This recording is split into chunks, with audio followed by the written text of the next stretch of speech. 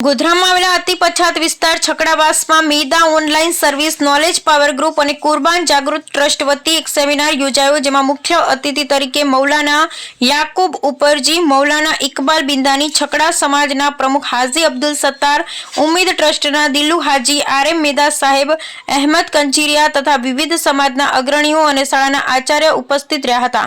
પવિત્ર રમજાન માસ પછી છકડાવાસમાં આધાર card, ration card, ચૂંટણી કાર્ડનો એક ફ્રી મેગા કેમ્પ યોજવામાં આવશે એવી જાહેરાત કરવામાં આવી।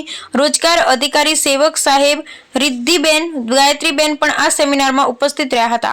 સેમિનારનું સમાપન મૌલાના યાકુબ ઉમરજીએ કરાવ્યું હતું। Bureau report Mohammad Tahir Gazi, Godhra.